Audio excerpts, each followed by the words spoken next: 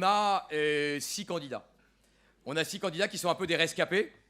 Vous les connaissez, il paraît qu'ils ont fait une campagne absolument invraisemblable sur Facebook où ils ont changé leur photo de profil, où ils ont appelé toutes leurs assos à les soutenir. Et je suis ravi de vous voir aussi nombreux pour cette, je crois, 9e ou 10e édition du concours d'éloquence d'HEC.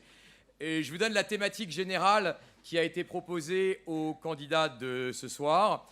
Vous savez qu'on est en pleine période de campagne pour les élections européennes. Et donc, on leur a proposé de choisir, de commenter soit une devise de l'un des 27 États de l'Union européenne, soit un extrait d'un hymne d'un des 27 États européens.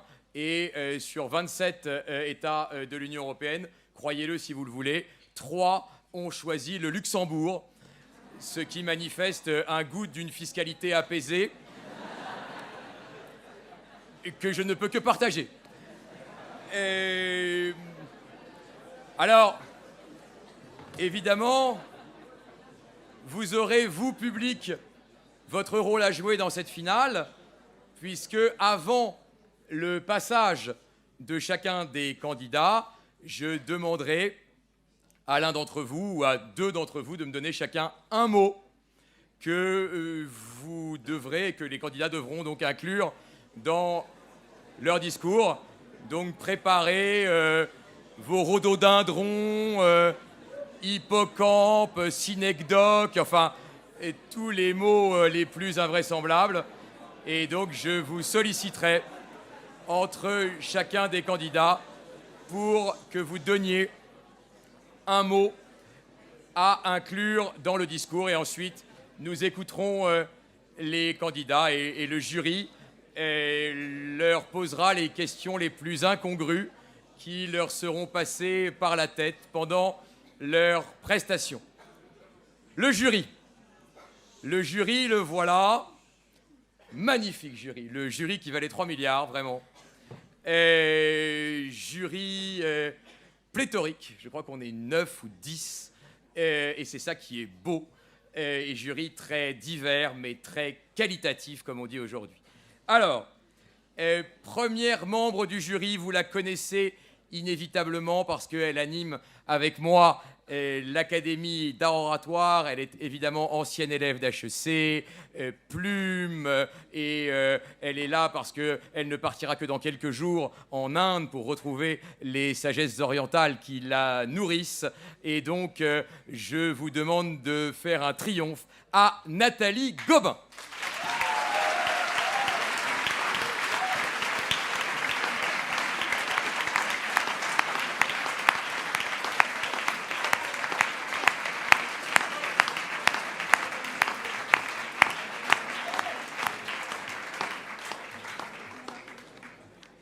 Vous l'avez connu militaire, vous l'avez connu même peut-être lieutenant-colonel, et vous avez aimé le lieutenant-colonel et vous adorerez le professeur, puisque après avoir emmené des générations et des générations d'étudiants à Saint-Cyr, pour ce qui restera pour vous probablement le meilleur souvenir de votre scolarité à HEC, il est maintenant professeur dans cette école. Et il est le grand artisan de ce concours d'éloquence depuis le début aussi. Mais pendant la délibération du jury, c'est lui qui dira du mal des candidats alors qu'il n'en pense pas. Mais on peut lui demander n'importe quoi parce qu'il le fait par amitié. C'est Xavier Boute.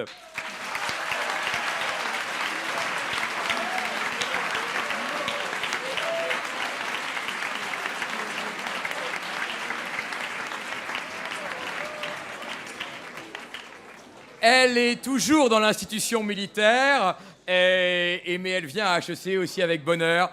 Depuis le début de ce concours d'éloquence, vous pouvez y apporter son œil expert, sa bienveillance, son exigence. C'est Astrid Appert.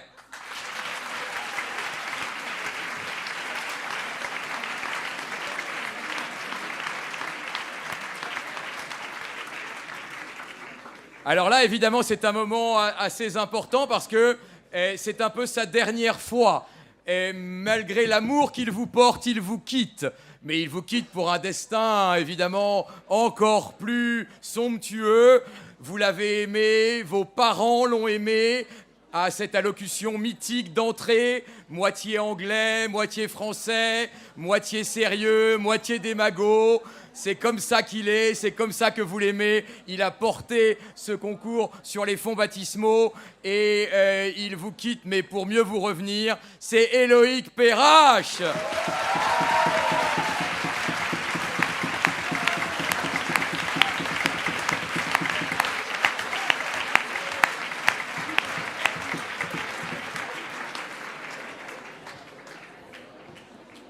Le prochain membre du jury n'a pas joué la carte du col roulé. Lui, vous ne le connaissez pas. Vous ne le connaissez pas. Mais lui vous connaît. Et il a connu des générations et des générations d'entre vous. Il est ce directeur mythique. Il est celui que des générations et des générations de préparationnaires ont rêvé de rencontrer. Il est celui qui enflammait les rentrées solennelles par ses discours. Mesdames et messieurs, le grand retour à HEC de Bernard Ramanantsoa.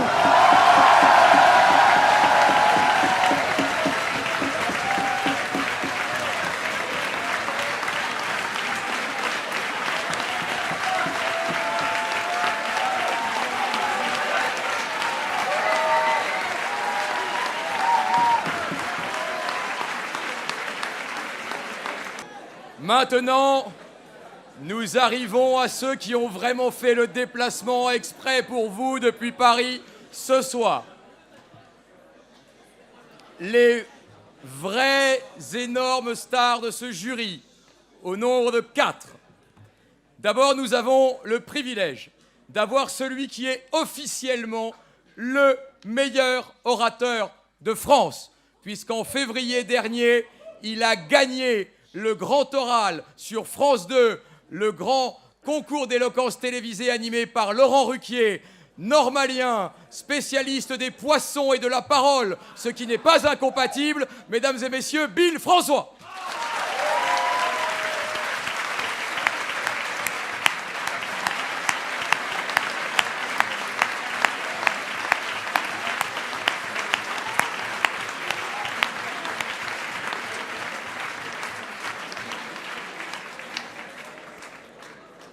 Vous le lisez tous les matins, en tout cas vous lisez son journal Les Échos, où il y a le cours de bourse de vos parents. Vous l'écoutez peut-être également sur France Inter. Ce matin, il a fait sa chronique sur pourquoi le ras-le-bol fiscal. On n'est donc pas très loin du tropisme luxembourgeois de certains d'entre vous.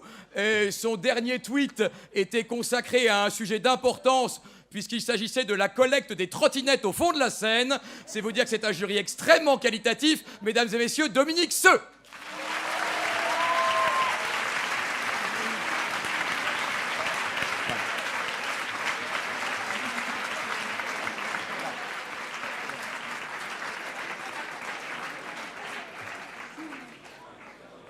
Elle était journaliste à France Inter où elle animait une émission de jazz et puis de musique classique. Elle a été chroniqueuse chez Stéphane Bern dans Le Fou du Roi aujourd'hui. Elle présente une très très belle émission sur France Musique qui s'appelle Musique et moi, émission qui passe le dimanche à 11h. Donc je me doute qu'évidemment vous pourriez l'écouter en podcast seulement, mais néanmoins vous reconnaîtrez cette voix douce et chaleureuse qui ne peut être que celle d'une clarinettiste de talent et d'une journaliste brillante, mesdames et messieurs, Elsa Boublil.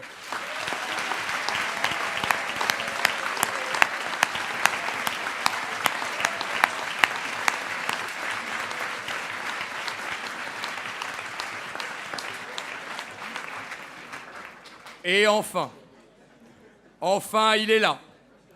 Il est là car vous le connaissiez peut-être quand il était l'un des 2 chroniqueurs d'On n'est pas couché. Il est là parce que ce soir, il n'enregistre pas la très célèbre émission Zemmour et Nolo qu'il anime sur Paris Première. Et ce soir, il est là car il n'est pas à Balance ton poste avec Cyril Hanouna. Il est là parce qu'il n'est pas en train d'enregistrer cette merveilleuse émission culturelle qu'était Sa Balance à Paris et qu'il a animée pendant 8 ans. C'est un puissant fond de culture. Alors oui, il déteste Houellebecq et Angot, mais ça ne peut pas être forcément mauvais. Et c'est un journaliste, évidemment, que chacun d'entre vous connaît et qui est, pour moi, un très grand maître du journalisme culturel français, au-delà des clichés et des caricatures. Mesdames et messieurs, Éric Nolot.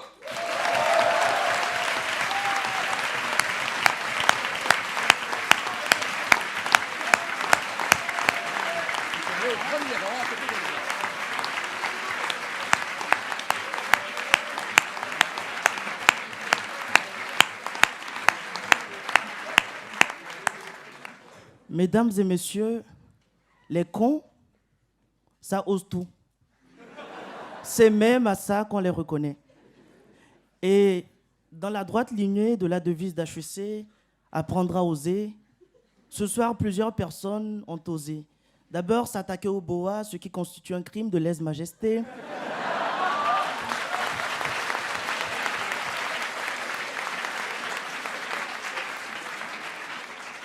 Et ensuite, me demander d'insérer délicatement dans ce discours parfaitement ficelé de la mangrove et du béton. D'ailleurs, je croule sous le béton. Alors, je vais reprendre le fil de mon petit discours. Jovatien, Jovatienne, la France a peur!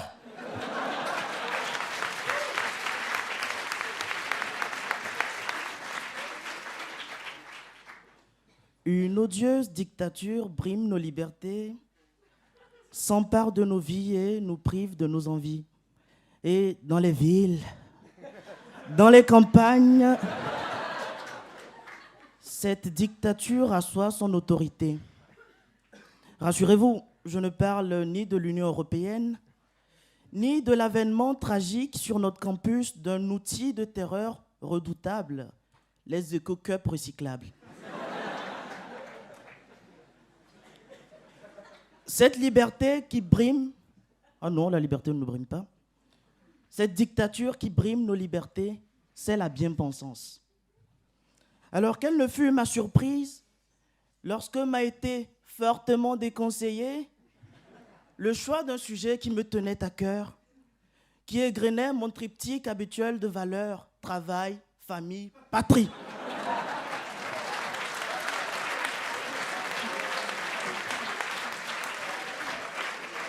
Peu importe, me direz-vous, tout ça n'est qu'un détail de l'histoire, Jean-Marie, mais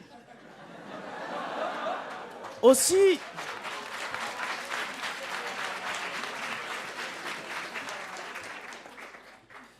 naturellement, je décidai de me tourner vers un sujet plus consensuel, trivial, d'un pacifisme déconcertant et célèbre s'il en est qu'un sang impur abreuve nos sillons. La maxime tombait à point nommé. J'aurais tout fait d'assassiner cette élite, bobo, gaucho, droitiste, mondialisé qui gouverne le monde et opprime nous les faibles. Bonjour frérot.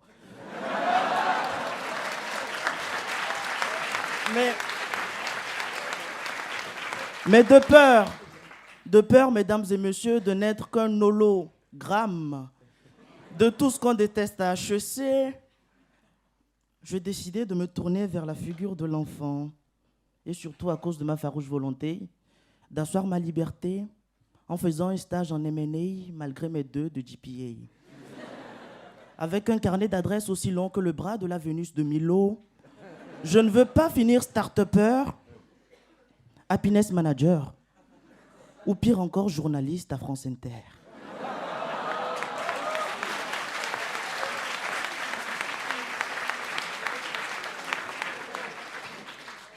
Au mot liberté, l'enfant sent son âme qui vibre. Cette assertion, je l'ai extraite de l'hymne luxembourgeois, un pays qui revendique sa liberté pourvu qu'il s'agisse de capitaux. Alors, riche ou pauvre, blanc ou chinois, l'enfant rêve de liberté. Mais comment ne pas chérir cette valeur que nos instituteurs nous présentèrent comme le plus grand acquis de la lutte de nos aïeux. La liberté, c'est d'abord la liberté religieuse, celle de croire ou ne pas croire en un être transcendant qui ferait vibrer nos âmes éperdues. Enfant, moi-même, j'ai longtemps vibré au son de cette liberté que je suis parti expérimenter dans la paroisse de mon village. Je me rappellerai toujours, avec tendresse, de ma rencontre avec M. Verdutrou, père de notre paroisse, respecté de quelques-uns et aimé de tous. Le père Verdutrou, à chaque...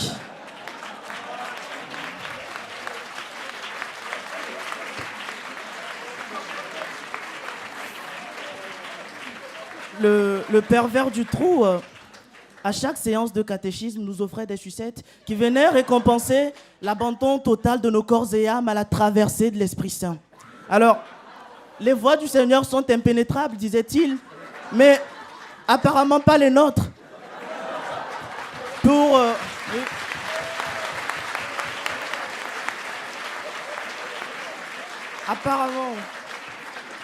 Apparemment pas les nôtres pour le pervers qui m'a permis de recevoir le Seigneur au fond de moi. Alors, le sujet étant un peu éculé, oui j'ai bien dit éculé, je décidai de faire dans la bien-pensance d'HEC. Mais pourquoi la liberté, au fond, ne ferait-elle vibrer que l'enfant?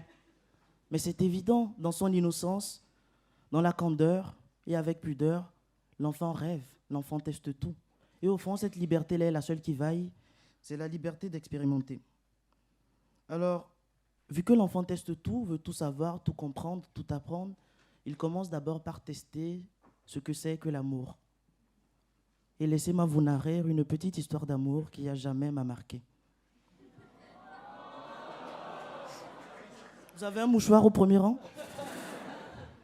Merci. Un matin, m'en allant promener dans les bois du Josa, je rencontrai Elsa, jeune Anglaise de son état. Ce fut le coup de foudre. Nous nous sommes immédiatement mis ensemble. Et Elsa, jeune Anglaise, partit chez elle pour les vacances. À son retour, merci. À son retour, je partis chercher Elsa, fausse liaison, à la gare. Et sur le quai, j'attendis le bruit de cette voix calme et aimante qui viendrait dans la joie clore une tragédie qu'un jour la vie ouvrit en mettant sur ma voie au détour de ces bois un ange qui sourit. Le bruit des voyageurs emportait avec lui la joie que je me fis à l'idée de revoir ces mains que je baisais sous un ciel qui pleurait. Le tonnerre grondait pour oublier ce passé où un soir bleu d'été, au détour d'un virage, j'aperçus ce visage qui fit naître en mon être un mirage insensé. Mais celle que tu fus s'était évaporée, point de bleu dans les yeux, un vide qui dérange, ton triste teint crayeux, des pleurs qui interrogent. Quelques jours après, la connasse m'a plaqué.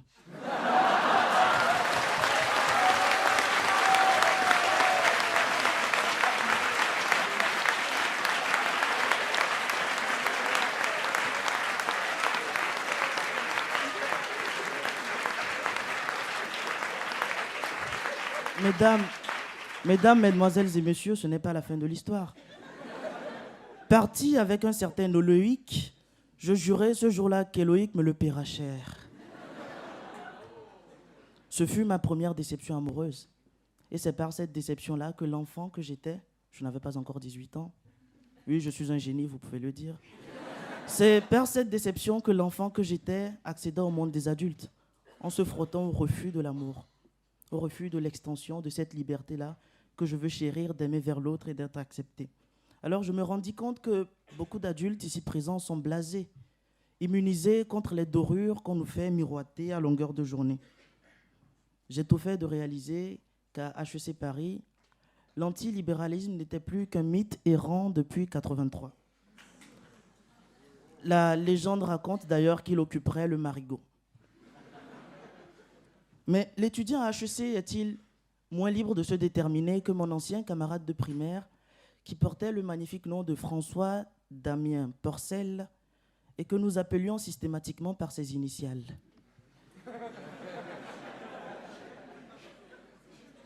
Alors, quel rapport entre ce long développement et le devenir européen, au fond?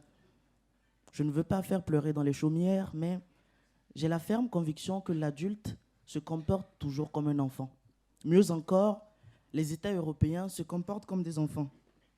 L'histoire européenne, mesdames et messieurs, c'est celle de cet enfant qui, à l'appel de la liberté, a cru que la vie serait rose. La liberté en étendard, la croissance économique comme religion, les États européens comme des enfants se sont lancés à la conquête du monde. Mais très tôt, ils ont réalisé que le chemin à parcourir ensemble serait long et périlleux. Alors certains enfants se sont accordés quelques petites libertés dans la cour de récré, comme ceux qui refusent de partager leurs sucettes, se sont recroquevillés sur eux-mêmes avec du dumping social, liberté fiscale, enfin, vous l'appellerez comme vous voulez. Le célèbre aphorisme « L'union fait la force » a été transformé en slogan. Mais pour d'autres, ce fut une désillusion aussi terrible que celle de l'enfant amoureux qui se rend compte que le rêve est bien différent de la réalité. Nos amis britanniques, fervents adeptes de la monarchie, sont experts en la matière. Ils ont senti leur âme frémir lorsqu'ils ont entendu le mot liberté.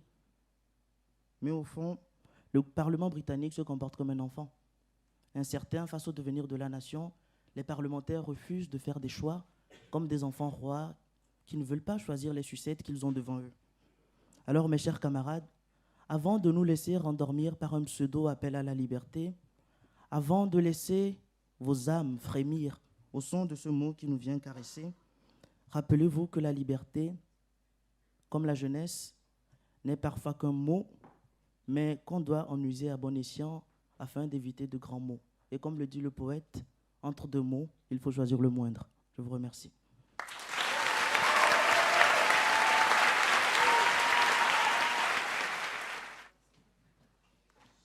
Nous voulons rester ce que nous sommes. Devise du Grand-Duché du Luxembourg. Que l'Angleterre dise ça. D'accord ?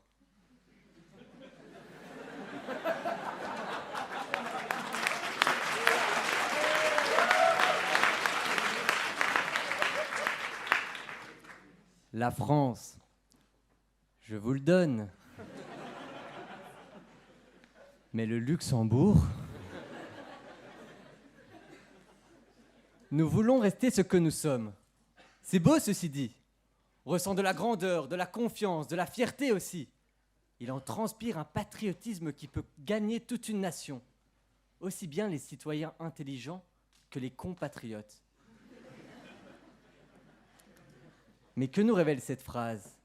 Intéressons-nous plutôt à ceux qui la disent. Qu'est-ce qui fait naître ce besoin de dire haut et fort « Je veux rester ce que je suis » ? Une certaine forme de peur, de doute, de fragilité peut-être. J'y vois une vulnérabilité déguisée en force. Mais alors, de quoi ont-ils peur ? À mon avis, peur de perdre leur propre vision de ce qu'ils sont. Car avec le temps, on se crée des idées sur ce qu'on est, sur ce qu'on représente et sur notre place dans le monde. Moi aussi, je me suis créé un monde d'idées, un univers plein d'étoiles que j'aime comparer à une galaxie. Je suis par exemple très attaché aux étoiles du drapeau européen. J'aime d'ailleurs les conquérir une à une.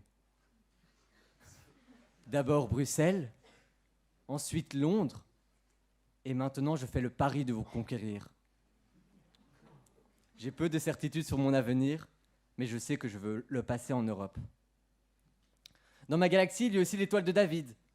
Cette étoile qui a traversé les époques, déchaîné les passions et me relié à un passé. Aujourd'hui, je porte cette étoile sur mon col roulé, à la fois comme une chaîne et comme une liberté. Malheureusement, il y a aussi des étoiles filantes, comme celle que mon pays touchait du bout des doigts et que vous nous avez volée sur un coup de tête à la dernière Coupe du Monde.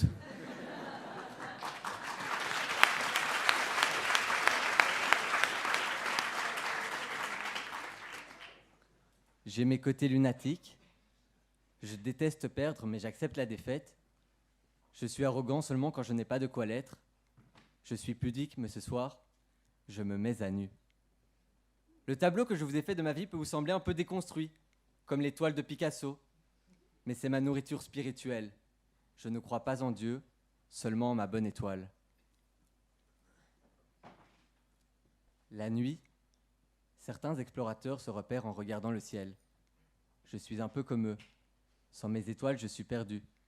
Je ne sais plus qui je suis ni où je vais. Et c'est surtout pour ça que nous tenons tant à nos idées, à ce que nous sommes. C'est pour ne pas nous perdre. Nous voulons rester ce que nous sommes.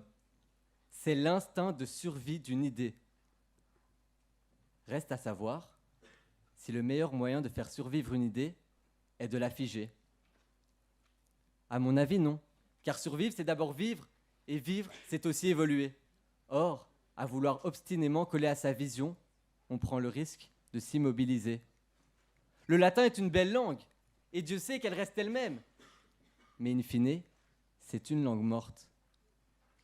À vouloir à tout prix conserver son statut, on finit par en devenir une. Les astres tournent au désastre, on vise l'étoile polaire, et on arrive dans l'étoile d'araignée. Alors, j'aimerais m'excuser si jamais j'ai perdu ceux dans la salle qui ne seraient pas preneurs de jeux de mots. Mais bon, je me disais, ici à HEC, on est entrepreneurs, donc ça devrait aller.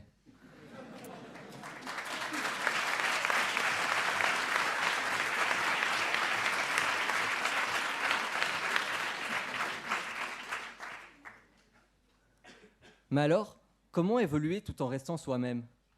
Je peux me tromper, mais je pense que la réponse se trouve dans notre rapport avec les autres. Car je suis non seulement ce que je pense être, mais je suis aussi ce que vous pensez de moi. Et plus encore, ce que vous pensez de moi influe sur qui je suis. Alors, aussi vrai que 2 et 2 font 4, et que maison rime avec paillasson, si tout le monde m'avait toujours regardé comme le garçon le plus beau du monde, comme ma grand-mère le fait ce soir,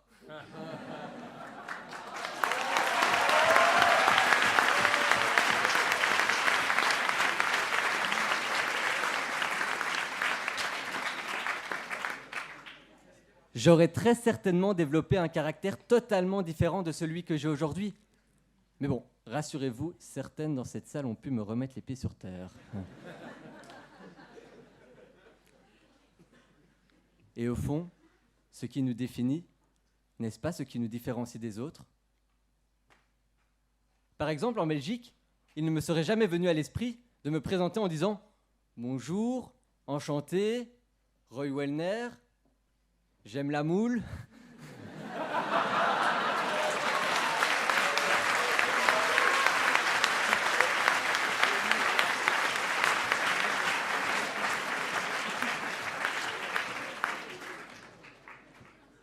Je suis belge.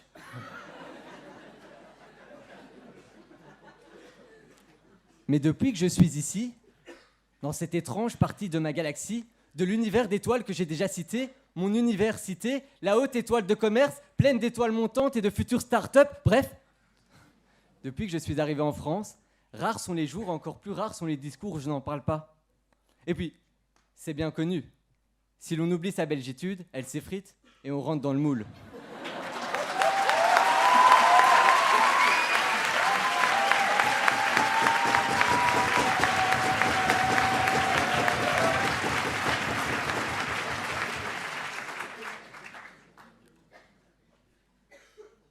Pour le meilleur et pour le pire, je crois que les autres sont notre principale source d'inspiration et d'évolution. Bien sûr, il y a le risque que certaines personnes nous tirent vers le bas ou nous éloignent de nous-mêmes. Mais les bons amis nous aident à grandir, à nous réaliser. Ils nous rappellent à l'ordre lorsque nous nous égarons. Ils nous empêchent de rester ce que nous sommes quand nous ne sommes plus nous-mêmes. L'élaboration de ce discours est une bonne synthèse de mon rapport aux autres. Depuis longtemps, j'en ai fait une affaire d'État. J'ai mis toute ma famille et tous mes amis sur le coup.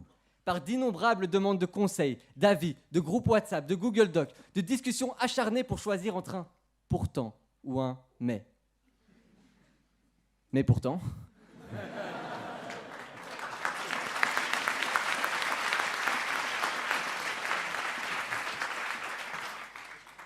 Mais pourtant, ce discours, c'est tout moi. Ce n'est pas un mélange de moi et de mes proches. C'est justement encore plus moi car il m'aide à aller jusqu'au bout de mes idées. Et lorsqu'ils me font et lorsqu'ils me font des remarques, je vois qu'ils me connaissent tellement bien qu'en fait, ils ne s'expriment pas, ils m'expriment. Malheureusement, l'heure de la fin de mon discours a sonné. Alors, peut-être certains veulent rester ce qu'ils sont, et honnêtement, je peux très bien le comprendre. Pour ma part, je veux rester moi-même, en éternelle construction, les pieds sur terre, la tête dans les étoiles.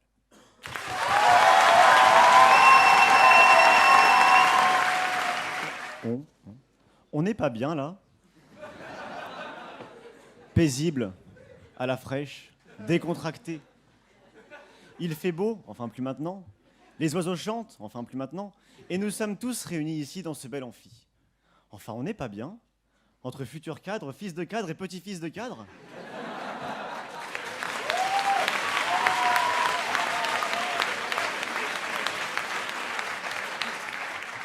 Remarquons d'ailleurs ensemble que pour voir ce soir un joueur de pipeau entouré de cadres, il n'est nul besoin d'aller jusqu'au musée d'Orsay.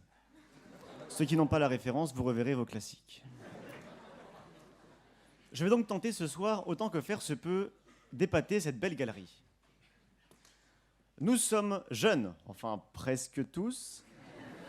Nous sommes beaux, enfin presque tous. Et supposément intelligents. Nous sommes l'élite, nous sommes l'aristocratie du libéralisme triomphant. Nous sommes cette luxueuse bourgeoisie adoptant la luxembourgeoise maxime « Nous voulons rester ce que nous sommes ». La chose est aisée pour nous, car il est plus facile de vouloir rester jeune, beau et important que miséreux, laid et impotent.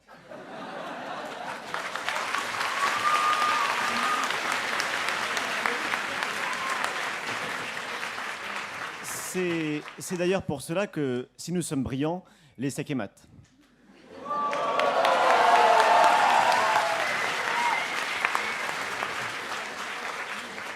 Mais rester ce que nous sommes, voilà une pensée somme toute conservatrice, limite réactionnaire. Être aussi conservateur n'est pas notre norme. Nous devons aller de l'avant, nous émanciper, changer, nous transformer.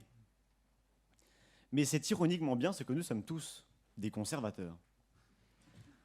Malgré nos apparents airs d'ouverture et de progressisme, nous ne voulons pas changer, et cela se comprend bien. Nous sommes estimés, admirés, encensés, pourquoi risquer d'y perdre?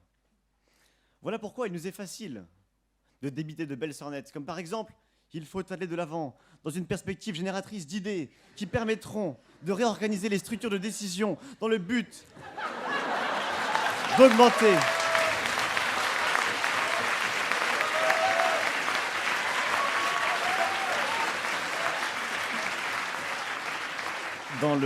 dans le but d'augmenter la productivité, sans en penser un seul traître mot.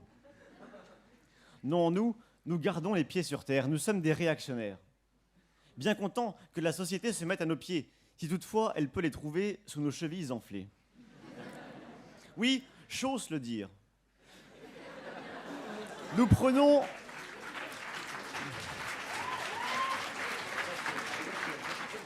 Oui, j'ose le dire, nous prenons notre pied à voir les autres à nos bottes, à pantoufler 20 ans, dans un grand groupe, une banque de renom, ou au palais du Luxembourg, tiens, encore un repère de pointure.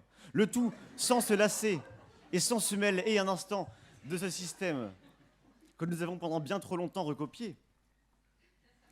Et là,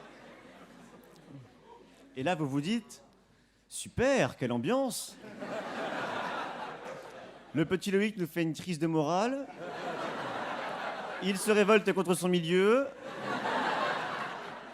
Super, j'aurais mieux fait de rester dans ma chambre à regarder un passionnant documentaire sur la vie sexuelle des scarabées.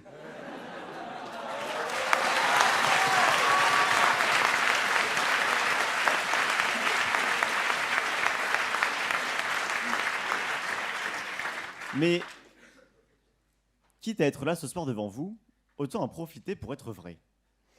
Je pense, et c'est là l'objet de ce discours, que notre position nous honore. Nous sommes à HEC. Certains par la seule force de leur mérite, comme vous tous. Et d'autres par la seule force du capital économique et culturel de leurs parents, comme moi.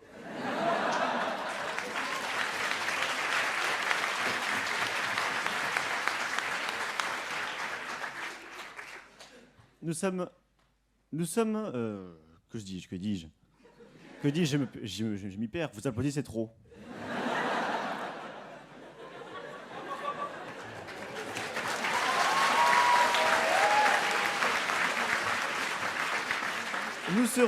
Nous serons appelés à diriger, à être la nouvelle aristocratie. Eh bien, messieurs et mesdames, noblesse oblige. Charge à nous d'être dignes de l'intérêt que l'on nous porte, et charge à nous d'être des modèles de droiture. Droiture. Car si le capitaine défaille, c'est le régiment qui déserte, et si le régiment déserte, alors c'est le pays qui tombe. Et sur la tombe de ce pays, nous ne pourrons alors léguer à nos pauvres descendants qu'une simple et mélancolique poétique des ruines chez quelque ancêtre méconnu du XXIe siècle.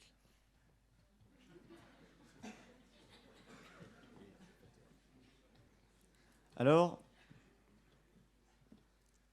comment, avec des discours aussi remplis de forme que vides de fond, pourrons-nous être un instant digne de l'espoir que la société fonde en nous? Comment pourrons-nous être dignes de diriger nos familles, nos entreprises, notre pays, si nous nous exilons parentalement, fiscalement et surtout moralement? Puis-je avoir de l'eau, s'il vous plaît? Ma bouche commence à être bien sèche.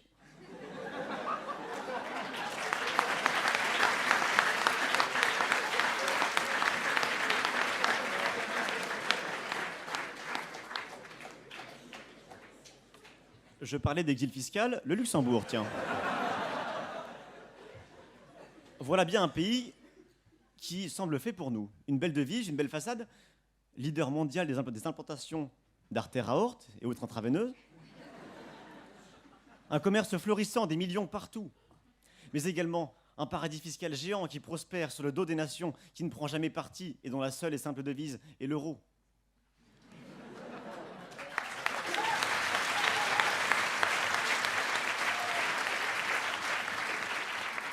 Nous pourrons être ce Luxembourg, élégant, éloquent, riche, puissant, mais faux.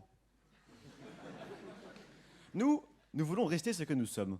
Ou plutôt, nous voulons bien demeurer par anticipation ce que l'on nous sommes de devenir. Attention, concentrez-vous. Nous devrons rester ce que nous devons être. Des individus peut-être un peu plus brillants que la moyenne, mais qui mettent leur capacité au service des autres.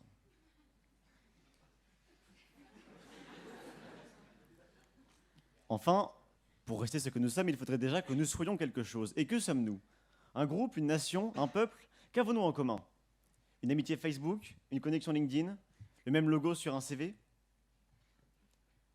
Personnellement même, qui sommes-nous?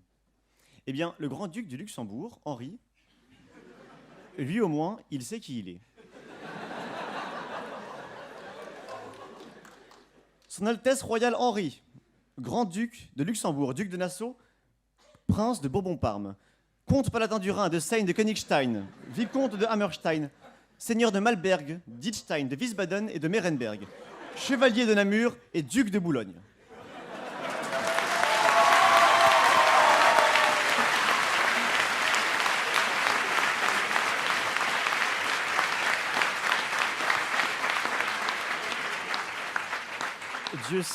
Dieu sait que je n'ai rien contre les aristocrates.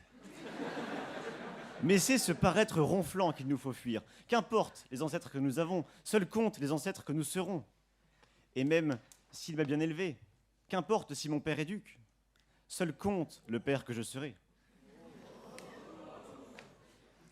Mais je m'égare, car le sujet nous englobe tous. Dorénavant, je parlerai donc de la France et aux Français majoritaires ici. Les étrangers peuvent évidemment adapter le discours pour le compte de leur propre patrie, évidemment moins belle, moins glorieuse et moins courtoise.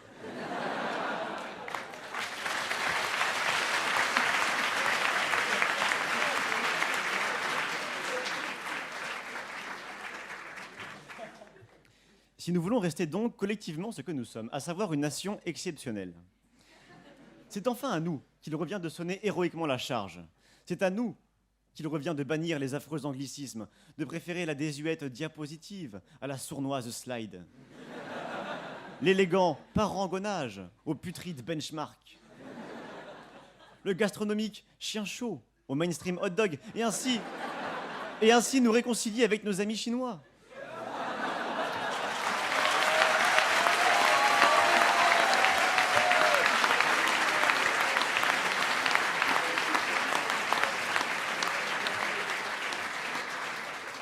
Mais vous êtes fatigués, coupons court. Mes ancêtres ont fini avec Danton. Je ferai de même. De l'audace, encore de l'audace et toujours de l'audace, et la patrie sera sauvée. De la vérité, encore de la franchise, et toujours du courage. Et ainsi nous pourrons fièrement vouloir rester ce que nous serons devenus, non donneurs de leçons, mais hommes d'honneur. Merci.